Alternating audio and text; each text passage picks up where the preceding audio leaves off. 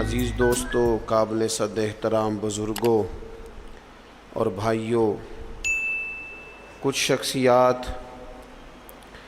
کچھ لوگ، کچھ حوالے ایسے ہیں کہ جن کا نام ہی، جن کا تذکرہ ہی بزرگی کی علامت ہے، اور جن لوگوں کا ذکر ہی انسان کے دل کو سکون عطا کر دیتا ہے۔ اللہ تبارک و تعالیٰ کے کچھ محبوب بندے اس طرح کے بھی ہیں کہ جن کی زندگی ساری کی ساری اس کی محبت میں، اپنے مالک کی فرما برداری میں، اس کے دین حق کے پیغام کی آبیاری میں گزر گئی، اور انہوں نے اپنے شب و روز سارے کے سارے اپنے مالک حقیقی کے نام کر دیے۔ وہ لوگ اتنے عظیم ہیں، اتنے قابل قدر ہیں کہ اگر آج بھی ان کے تذکرے اپنے دل کے اندر بٹھائے جائیں تو اللہ تبارک و تعالیٰ دلوں میں اپنی محبت پیدا فرما دیتا۔ یقیناً ہم ہر روز کوئی نہ کوئی بات تو کرتے ہی ہیں، کوئی نہ کوئی ذکر تو چھیڑتے ہیں، کوئی نہ کوئی تذکرہ تو ہمارے پیش نظر رہتا ہی ہے۔ تو کیوں نہ ان لوگوں کے تذکرے زیادہ کیے جائیں جن کے تذکرے اللہ کے قرآن نے فرمائے، جن کی باتوں کو، جن کے انداز کو، جن کی گفتگو کو رب کریم نے قرآن حکیم میں بیان فرمایا۔ انہی عالی مرتبت، ذی وقار، اولی العزم لوگوں میں سے ایک بڑی ہستی حضرت ابراہیم علیہ السلام کی ہے۔ قرآن مجید ان کے تذکروں سے بھرا پڑا ہے، کس طرح انہوں نے اپنے مالک حقیقی کے قرب میں جد و جہد کی، کس طرح انہوں نے کوشش فرمائی، کس طرح اپنی ساری قوم کے سامنے وہ ڈٹ کے کھڑے ہو گئے، کس طرح انہوں نے کفر و شرک کے ایوانوں میں پیغام توحید بلند فرمایا، اور اس کے سامنے جتنی بھی رکاوٹیں آئیں، جتنی بھی آزمائشیں آئیں، جتنی بھی پریشانیاں آئیں، جتنی بھی لوگوں نے ان کے خلاف مہم جوئی کی، جناب ابراہیم کھڑے رہے، حتیٰ کہ ساری قوم نے مل کے آگ جلائی۔ جلانے والے سارے تھے اور جلنے کے لیے تیاری صرف حضرت ابراہیم خلیل کی تھی۔ ان ساری آزمائشوں سے، ساری تکالیف سے، سارے دکھوں سے حضرت خلیل علیہ السلام جب ہو گزرے تو رب کریم نے فرمایا وَاتَّخَذَ اللَّهُ إِبْرَاهِيمَ خَلِيلًا، فرمایا اللہ تعالیٰ نے ابراہیم علیہ السلام کو اپنا گہرا دوست بنا لیا۔ ابراہیم علیہ السلام رب کے گہرے دوست ہیں، خلیل ہیں۔ نبی اکرم نور مجسم شفیع معظم صلی اللہ تعالیٰ علیہ وسلم تو حبیب ہے نا اللہ کے، حضور تو امام ہے نا رسولوں کے۔ نبی پاک کو تو اللہ نے جناب ابراہیم علیہ السلام سے بھی اونچی اور بلند رتبہ شان عطا فرمائی ہے نا، لیکن اس کے باوجود کہ حضور امام الانبیاء ہیں، سرور انبیاء ہیں، سید الرسل ہیں، اس کے باوجود رسول پاک نے جناب ابراہیم کی عظمتوں کو بیان فرمایا۔ اللہ کے قرآن میں بھی ان کی شانیں اور مصطفیٰ کے فرمان میں بھی ان کے تذکرے، اور بعض چیزیں تو ایسی ہیں کہ جن پہ نا واری ہونے کو دل کرتا ہے، یعنی وہ بات ایسی ہے کہ بندے کا قربان ہونے کو دل چاہے۔ اگر بندہ ہو نا صاحب دل، اور دل بھی اس طرح کا ہو کہ وہ کبھی کبھی دھڑکتا بھی ہو کسی کے لیے، اس میں محبت بھی ہو اللہ رسول کی، تو پھر وہ نا باتیں ایسی ہیں کہ جو تھوڑی سی نا کھینچ لیتی ہیں اپنی طرف۔ حضور علیہ السلام فرماتے ہیں قیامت کے دن نا لوگ کہیں گے، یہ حضور نے بیان فرمایا، کریم محبوب علیہ السلام فرمانے لگے قیامت کے دن لوگ کہیں گے جناب ابراہیم سے کہ آپ اللہ کے دوست ہیں، اس بات کا چرچا آسمانوں میں بھی ہے اور زمینوں میں بھی ہے۔ وَاتَّخَذَ اللَّهُ إِبْرَاهِيمَ خَلِيلًا، آپ رب کے دوست ہیں تو یہ بات ڈھکی چھپی نہیں، یہ محبت عروج پکڑ گئی، شہرت پا گئی، یعنی زمانے کو پتہ چل گیا کہ جناب ابراہیم اللہ کے گہرے دوست ہیں، دنیا کو اس کا پتہ چل گیا۔ حضور فرماتے ہیں یہ ذکر ہوگا قیامت کے دن۔ آپ اس شخص کی عظمت کو سمجھ سکتے ہیں کہ جن کے تذکرے، جن کے القابات، جن کی شانیں اس زبان سے بیان ہوں جس زبان سے رب چاہتا ہے کہ اس کی توحید کا تذکرہ ہو۔ قُلْ هُوَ اللَّهُ أَحَدٌ، محبوب آپ فرما دیں کہ اللہ ایک ہے۔ حضرت ابراہیم علیہ السلام کی عظمت، ایک شخص نے حضور کی بارگاہ میں آ کے عرض کی یا خیر البریہ، اے ساری مخلوق سے بہتر. تو محبوب نے مسکرا کے دیکھا، آنکھیں کھولی، محبت بھرے انداز میں فرمایا یہ جو تم نے مجھے خیر البریہ کہا ہے نا، یہ تو حضرت ابراہیم علیہ السلام ہے. گویا حضور فرمانے لگے یہ لقب جناب ابراہیم کا ہے. اپنے اپنے القابات ہوتے ہیں نا، آج کل القابات چوری کرنے کا بھی بڑا مزاج ہے، بڑا مزاج ہے، سب کو لقب چوری کرنے، یہ بھی میرا حصہ ہے، یہ بھی میرا حصہ ہے، یہ بھی میرا. خلیل اللہ انہی کا لقب ہے. اور حضور نے سب کی عظمتیں بیان کر کے اپنی شان، اپنی عظمت اپنی امت کو بتائی. فرمایا جناب موسیٰ کلیم اللہ ہیں اور بے شک ہیں، حضرت عیسیٰ روح اللہ ہیں اور بے شک ہیں. فرمایا جناب اسماعیل ذبیح اللہ ہیں اور بے شک ہیں، حضرت ابراہیم خلیل اللہ ہیں اور ہیں. لیکن فرمایا اعلیٰ وانا حبیب اللہ، یہ یاد رکھنا مجھے اللہ نے اپنا محبوب بنایا ہے، میں محبوب ہوں. اس بات کا تو یعنی ان کی عظمتوں کی موجودگی میں، وہ کسی نے اعلیٰ حضرت کے سامنے کہا تھا نا شان یوسف جو گھٹی وہ بھی اسی در پہ گھٹی. تو فرمایا یہ غلط بات تو نے کیوں کی؟ حضور کسی کو گھٹانے تو آئی نہیں. کہا پھر کیا کہنا چاہیے؟ فرمایا کہو شان یوسف جو بڑی وہ بھی اسی در سے بڑی. یہیں سے کرم ہوا جناب یوسف پر، ان کے تذکرے قرآن پاک میں آئے. قیامت تک جناب یوسف کا نام تلاوت کیا جائے گا. تو نبی پاک نے جناب ابراہیم علیہ السلام کی عظمتوں کو فرمایا خیر البریہ تو ان کا لقب ہے، یہ تو ان کو کہا جاتا ہے.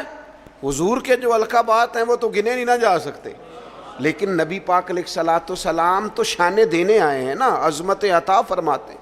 حضرت ابراہیم کی عظمت جو امت کے دلوں میں حضور نے بٹھائی ہے، ان کی بلندی، ان کی شان، ان کا مرتبہ، ان کا مقام. میں نے کہا حضور امام الانبیاء ہیں، حضور سرور انبیاء ہیں، نبی پاک علیہ السلام امام ہیں جناب ابراہیم کے. حضرت ابراہیم نے بیت المقدس میں حضور کے پیچھے نماز ادا کی ہے. پر حضور فرمانے لگے ہر نبی نے نبیوں میں سے کسی نہ کسی کو دوست بنایا، نبیوں کی نبیوں سے دوستیاں ہوئیں. تو فوراً ذہن کی سطح پر سوال اٹھتا تھا حضور آپ کا دوست کون ہے؟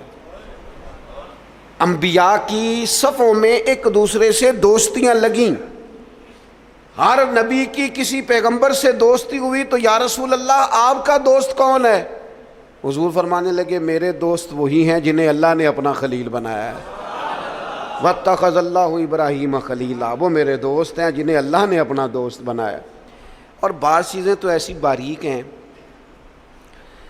کہ وہ جیسے بندہ زیادہ گہرائی میں نہیں اتر جاتا، زیادہ باریک ہو جاتا ہے اور چیزوں کو بڑی قریب کی سطح تک آ کے اس خوبصورتی اور اس کا حسن ملاحظہ کرتا ہے. اور انسان ان ساری نسبتوں سے بھی پیار کرتا ہے جن کا تعلق محبوب سے ہو جاتا ہے، ان گلیوں سے بھی پیار ہو جاتا ہے، ان رستوں سے بھی پیار ہو جاتا ہے. کسی نے بابا فرید سے رستہ پوچھا تھا دلی میں کسی شہر کا، کسی محلے کا، کسی علاقے کا، تو فرمانے لگے نہیں آتا. کب سے ہو دلی میں؟ فرمانے لگے سالوں بیت گئے. تو کہا گلی کا نہیں آتا؟ کہنے لگے دو رستے مجھے بالکل صحیح آتے ہیں، دو بالکل صحیح آتے ہیں رستے، بالکل پکے. ایک جو خواجہ قطب الدین صاحب کے گھر جاتا ہے، اور دوسرا اگر وہ حکم دیں تو جو واپس آتا ہے. دو رستے، ایک کو یار دی یاد پکائیے تے وہ یاد مکمل کیتی ہے. جو کام کرنے والا تھا اس میں کوتاہی، وہ اس میں کوئی قضا نہیں کسی قسم کی. تو کچھ چیزیں ایسی ہوتی ہیں یعنی بندہ نا ان جگہوں سے بھی پیار کرتا ہے جن کی محبوب سے نسبت ہو، ان تعلقات سے بھی پیار کرتا ہے. ہمارے ہاں لوگ یہ کام نہیں کرتے. ہمارے ہاں لوگ فرد واحد سے محبت کرتے ہیں، نسبتوں کو چھوڑ جاتے ہیں. ہم سادے لوگ ہیں نا. تو ایک دفعہ ایک بزرگ اور ہمارے عزیزوں میں سے ہی اور ان کی اہلیہ دونوں میاں بیوی بوڑھے تھے، تو اپنے داماد کی کچھ شکایتیں اور کچھ دکھ بیان کر رہے تھے. تو دکھ بیان کرتے کرتے کہہ رہے تھے منڈا بڑا چنگا ہے، گھر دے نہیں سو ٹھیک، منڈا بالکل ٹھیک ہے، ماں سکھاندی ہے، باپ غلط گائیڈ کردا ہے، کوئی تھوڑا جا نقص پہنا پائیاں چ بھی ہے. تو میں ان کی باتیں سن کے ہنس پڑا. تو مجھے کہنے لگے آپ کیوں ہنس رہے ہیں؟ میں نے کہا جی بات ہے نا، نہ جس کی ماں ٹھیک نہ جس کا باپ ٹھیک، نہ جس کے وہ خود کیسے ٹھیک ہو گیا؟ یہ انوکھی بات ہے کہ اس سے تعلق رکھنے والی کوئی شے ٹھیک نہیں۔ اور میں نے کہا وہ بھی اسی طرح کا ہی ہے، بس آپ اس کی خطائیں چشم پوشی کر رہے ہیں کیونکہ نباہ کرنا ہے نا، اور باقیوں سے آپ توڑنا چاہ رہے ہیں۔ یوں نہ کریں، جو ٹھیک ہوتا ہے اس کی نسبتیں بھی تقریباً، اور اگر کوتاہیاں ہوتی ہیں تو پھر کم و بیش کوتاہیاں بھی ہوتی ہی ہیں۔ ہمیں سمجھنا ہے اس بات کو کہ نسبت جو ہو نا، نسبت اس کا بھی، اگر محبوب سے پیار ہے تو محبوب کی اولاد پاک سے بھی پیار، اگر حضور سے پیار تو جو حضور کی گلیوں میں محبوب کے ساتھ چلتے تھے صحابہ ان سے بھی پیار، اگر محبوب سے پیار تو پھر حضور کو مکے سے پیار تو ہمیں بھی مکے سے پیار، اگر محبوب سے پیار تو نبی پاک کو شہر مدینہ سے محبت تو ہماری مدینے پہ جانے بھی قربان، اور اگر حضور علیہ السلام کو مسواک پیاری تو ہمیں بھی پیاری، حضور کو داڑھی شریف سے محبت تو ہمیں بھی بڑی محبت، نبی پاک کو کتاب و سنت کی تعلیمات کے ابلاغ سے شغف تو ہم زندگی لٹا دیں گے اسی کام میں۔ جو چیز حضور کو پیاری، نسبتوں کا جو منج ہونا چاہیے، جو انسان کے دل میں قدر ہونی چاہیے، اس سے کبھی کوتاہی نہ کریں، ورنہ آہستہ آہستہ آہستہ آہستہ پھر انسان اصل سے بھی جاتا ہے۔ حضور علیہ السلام نے فرمایا چھپکلی کو مار دو، چھپکلی نظر آئے مار دو۔ حضور اس کا قصور، جانور تو بڑے گھومتے ہیں نا، اور درجنوں اور بیسیوں جانور ہیں، اور حشرات الارض ہمیں زمین پہ چلتے دکھائی دیتے ہیں، تو چھپکلی ہی کو کیوں مارے؟ تو حضور فرمانے لگے، یہ صحیح حدیث میں موجود ہے، محبوب فرمانے لگے چھپکلی کو مار دو، اس لیے کہ جب جد الانبیاء حضرت ابراہیم علیہ السلام کی آگ جلائی جا رہی تھی نا، تو یہ چھپکلی اس کو پھونکے مارتی تھی اور جلاتی تھی۔ تو جناب ابراہیم سے اگر چھپکلی بھی اختلاف کرے تو ہمیں وہ چھپکلی بھی پسند نہیں۔ حضرت ابراہیم خلیل علیہ السلام کی اللہ سے محبت، حضرت ابراہیم خلیل علیہ السلام کو اللہ نے اپنا گہرا دوست بنایا۔ آپ ان کی زندگی کو پڑھیں، قرآن پاک کے اندر جا بجا جناب ابراہیم کا تذکرہ ملے گا، اور اس کے اندر جو اللہ کی محبت چھلکتی ہے، جو اپنے مالک سے تعلق نظر آتا ہے۔ ایک بندہ مومن کی جو شان ہونی چاہیے اپنے رب کے ساتھ، اس کا جو رشتہ ہونا چاہیے، اس کی سوچیں، اس کے نظریات، اس کی قلبی کیفیات، اس کا توکل، اس کا صبر، اس کا بھروسہ، اس کی امیدیں اپنے مالک کے ساتھ کس طرح وابستہ ہونی چاہیے۔ یہ جناب ابراہیم کی زندگی سے یوں نور پھوٹتا ہے کہ بنجر دل بھی آباد ہو جاتے ہیں، بے آباد روحوں پر پھول کھلنے لگتے ہیں۔ قرآن مجید کی سورہ شعراء کے اندر حضرت ابراہیم علیہ السلام کا وہ تذکرہ ملتا ہے کہ وہ اپنے رب کے بارے میں کس طرح گفتگو کرتے ہیں، اپنے مالک کا تعارف لوگوں کو کراتے ہیں تو کس طرح فرماتے ہیں الذی خلقنی فہو یہدین، میرا رب وہ ہے جس نے مجھے پیدا کیا اور وہی مجھے ہدایت بھی عطا کرے گا۔ خالی میرے رب نے مجھے پیدا نہیں کیا، وہ مجھے ہدایت بھی عطا کرے گا۔ والذی ہوا یطعمنی ویسقین، میرا رب وہ ہے جو مجھے کھلاتا بھی ہے اور پلاتا بھی ہے۔ وَإِذَا مَرِضْتُ فَهُوَ يَشْفِينِ، فرمانے لگے جب میں بیمار ہوتا ہوں نا تو وہ مجھے شفا عطا کرتا ہے۔ یہ اللہ کرے آپ قرآن مجید کے الفاظ کی لذت محسوس کریں۔ میرا رب وہ ہے جس نے مجھے پیدا کیا، وہی مجھے ہدایت دے گا۔ میرا رب وہ ہے کہ جو مجھے کھلاتا اور پلاتا ہے۔ میرا رب وہ ہے جب میں بیمار ہوتا ہوں تو مجھے شفا دیتا ہے۔ والذی یمیتنی ثم یحیین، میرا رب وہ ہے جو میری روح قبض کرے گا، مجھے وفات دے گا، اور پھر میرا رب مجھے زندہ بھی کرے گا۔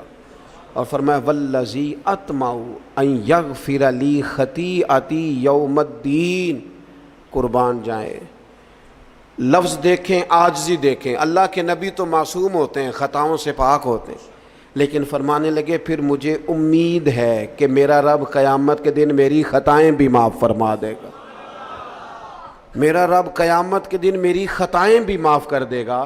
یہ حضرت ابراہیم علیہ السلام اپنے مالک کا تعارف کرا رہے ہیں، تذکرہ ہو رہا ہے۔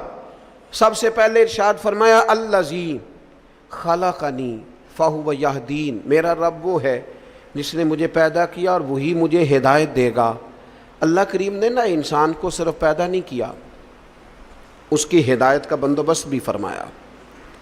حضرت آدم علیہ السلام جب زمین میں تشریف لائے تو رب کریم نے فرمایا جو میری ہدایت کی پیروی کرے گا نا زمین پہ اتر جاؤ، اور پھر جو شخص فمن تبع ہدایا، جو پیروی کرے گا نا اس ہدایت کی جو میری طرف سے آئے گی، تو فلا خوف علیہم ولا ہم یحزنون، پھر اس بندے پر نہ کوئی خوف ہوگا نہ وہ غمگین ہوگا۔ اللہ کی طرف سے جو ہدایت آتی ہے، کب؟ وحی کے ذریعے، قرآن پاک کے ذریعے، اللہ تبارک و تعالیٰ کے انبیاء کے ذریعے علیہم السلام جو ہدایت آتی، جو لوگ اس ہدایت کی پیروی کرتے ہیں۔ قرآن مجید میں دوسری جگہ اللہ کریم نے فرمایا سبح اسم ربک الاعلی الذی خلق فسوی، فرمایا اپنے رب کے نام کی تسبیح کیجئے جو سب سے بلند ہے، جس نے پیدا کیا ہے، والذی قدر فہدی، جس نے اندازہ مقرر کیا ہے اور پھر جس نے ہدایت عطا فرمائی۔ رب پیدا کرتا ہے، ہدایت دیتا ہے، اور اللہ کی طرف سے جو ہدایت آتی ہے، میں ایک دفعہ پہلے بھی عرض کیا تھا، ایک ہوتا ہے کوئی دانشور آپ کو مجھے اپنی عقل کے مطابق موٹیویٹ کرتا ہے، وہ جو اپنی عقل کے مطابق ہمیں سمجھاتے ہیں اس میں نقص رہ جاتے ہیں، کمزوریاں رہ جاتی ہیں۔ نبی جو سمجھاتے ہیں وہ اللہ کی وحی کے ذریعے سمجھاتے ہیں، اس میں کوئی کمی نہیں رہتی۔ حضرت ام ایمن رضی اللہ تعالیٰ عنہا نا بیٹھ کے رو رہی تھیں حضور علیہ السلام کے وصال ظاہری کے بعد، تو جناب ابو بکر صدیق رضی اللہ تعالیٰ عنہ اور جناب فاروق اعظم رضی اللہ تعالیٰ عنہ دونوں جناب ام ایمن کے پاس بیٹھے تھے۔ حضور علیہ السلام نے فرمایا یہ میری ماں ہے جناب ام ایمن، رضائی والدہ ہیں حضور کی، بڑی خدمت کی انہوں نے، وہ رو رہی ہیں۔ تو شیخین کریمین دونوں پاس بیٹھے تھے، فرمانے لگے اماں جی آپ کیوں روتی ہیں؟ انہوں نے کہا اس لیے رو رہی ہوں کہ نبی پاک علیہ السلام کا وصال ہو گیا۔ جناب ابو بکر صدیق فرمانے لگے اللہ نے تو محبوب کو بلند شانیں عطا فرمائی ہیں، حضور کی عظمتیں تو بلند سے بلند تر ہیں وصال کے بعد بھی۔ تو حضرت ام ایمن نے جو جملے کہے وہ بڑے سمجھنے والے ہیں، فرمانے لگی میں رو اس لیے رہی ہوں کہ حضور موجود تھے ظاہری طور پر، تو جو آسمان سے وحی آتی تھی نا وہ سلسلہ ختم ہو گیا، وہ جو اللہ کا بندوں سے رابطہ تھا، وہ جو وحی آتی تھی وہ سلسلہ منقطع ہو گیا۔ تو اللہ تعالیٰ اپنے بندوں کی ہدایت کا بندوبست کرتا ہے، جناب ابراہیم فرما رہے ہیں، قرآن مجید اس کا تذکرہ کر رہا ہے۔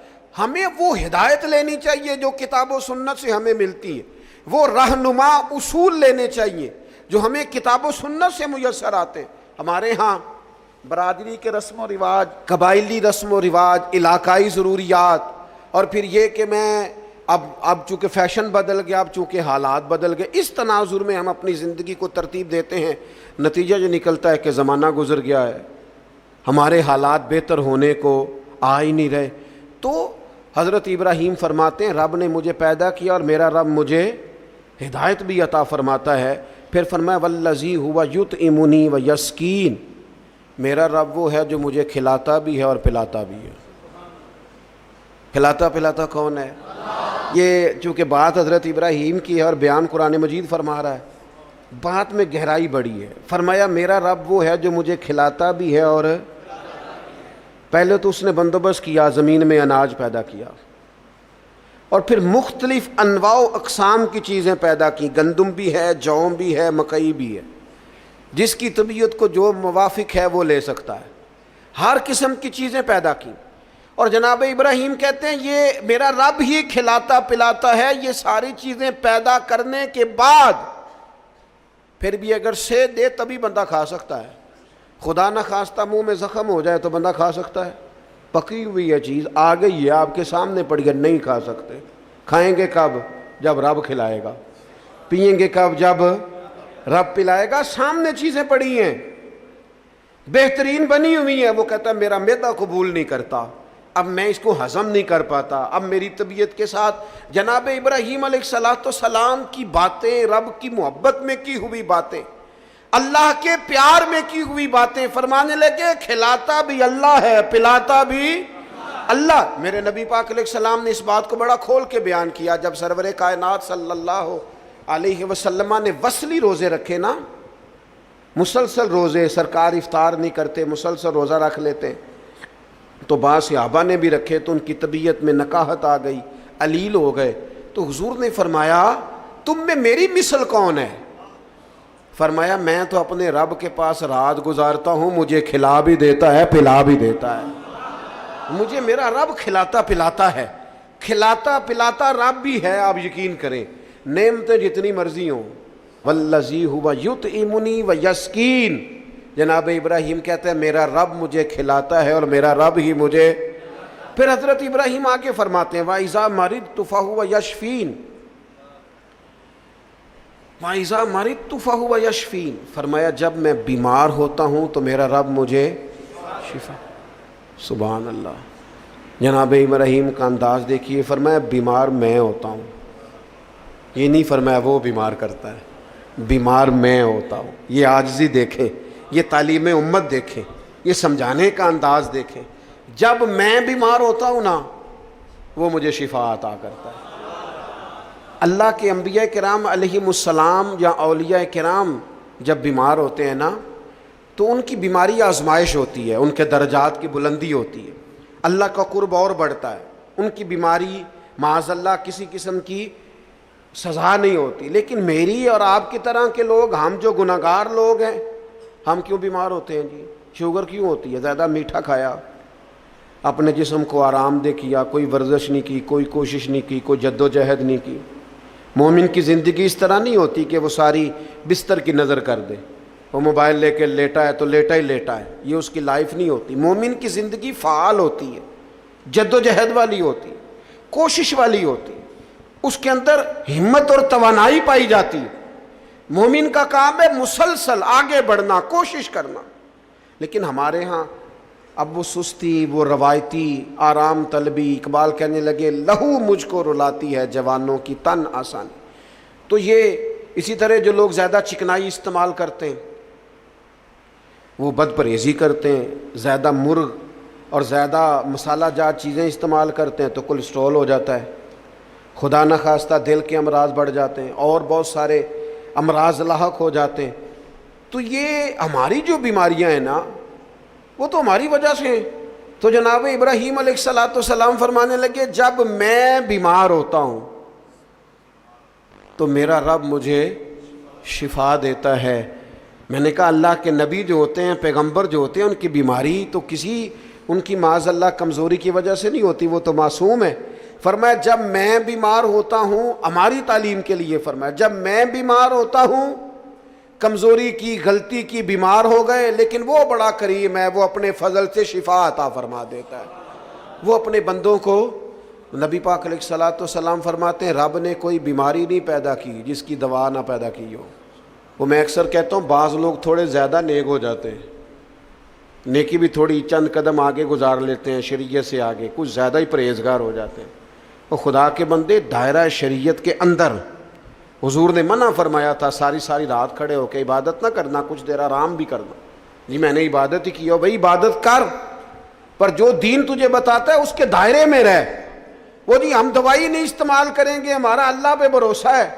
او خدا کے بندے جب حضور فرما رہے ہیں، نبی کریم فرما رہے ہیں کہ اللہ نے کوئی مرض ایسا نہیں پیدا کیا جس کی دوا پیدا نہ کی ہو سوائے بڑھاپے اور موت کے.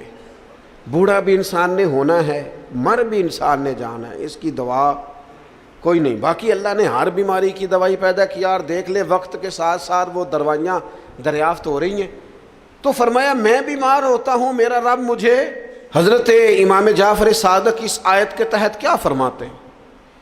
فرماتے ہیں یہ ہماری تعلیم کے لیے نا، جب میں بیمار ہوتا ہوں تو میرا رب مجھے شفا عطا کرتا ہے. امام جعفر صادق فرماتے ہیں جب لوگ گناہ کر کے بیمار ہوتے ہیں نا تو اللہ انہیں توبہ کی توفیق دے کے شفا عطا فرما دیتا ہے. حضرت شیخ ابو بکر شبلی رحمۃ اللہ علیہ فرمانے لگے جب لوگ دنیا میں پوری طرح محو ہو جاتے ہیں اور دنیا داری کر کر کے بیمار ہو جاتے ہیں، پھر رب جب فضل کرے اور اپنے دیدار کی لذت پیدا کر دے تو اس کا مطلب ہے رب لذت پیدا کر کے شفا عطا فرما رہا. جب میں بیمار ہوتا ہوں تو پھر میرا رب مجھے شفا عطا کرتا ہے. والذی یمیتنی ثم یحیین، فرمایا وہی مجھے وفات دے گا اور پھر وہی مجھے زندہ بھی کرے گا، پھر کھڑا کرے گا قیامت کے دن مجھے. اور فرمایا والذی اطمع، مجھے امید لگ گئی ہے. اعلیٰ حضرت نے ترجمہ کیا ہے مجھے آس لگی ہے، یہ میری آس ہے. کیا؟ ان یغفر لی خطیئتی، کہ وہ میری خطائیں بخش دے گا. میں نے کہا انبیاء معصوم ہوتے ہیں، یہ بھی ہماری تعلیم کی. امید رکھو کسی جگہ بھی، کسی مقام پر نا امید نہ ہونا، اللہ معاف کرنے والا. امید لگی ہے کہ وہ میری خطائیں بخش دے گا. کب؟ یوم الدین، قیامت کے دن. وہ میری خطائیں صبح قیامت معاف کر دے گا. حضرت ابراہیم علیہ السلام کے تذکرے، جناب ابراہیم کی عظمتیں، اپنے مالک کو پہچاننا، اپنے رب سے دعائیں مانگنا، یعنی اس تصور کو بار بار اپنے دل میں پیدا کرنا کہ مجھے پیدا کرنے والا میرا اللہ ہے، ہدایت کا نور دینے والا میرا اللہ ہے، کھلانے پلانے والا میرا اللہ ہے، میں بیمار ہوتا ہوں تو شفا دینے والا میرا اللہ کریم ہے، وہی مجھے موت دے گا پھر وہی مجھے زندگی عطا کرے گا. امید ہے قیامت کے دن وہ میری خطائیں بھی معاف کر دے. اپنے دلوں میں یہ جذبہ لائیے، اپنے مالک کے حضور اپنا سر نیال جھکائیے، نکلیے تھوڑا سا دنیا کے جھمیلوں سے، دنیا کی باتوں سے. کیمرے کے پیچھے دنیا نہیں ہے، دنیا تو یہ ہے جو بستی ہے آپس میں. اللہ تعالی حضرت ابراہیم علیہ السلام کی محبت کا فیضان عطا کرے.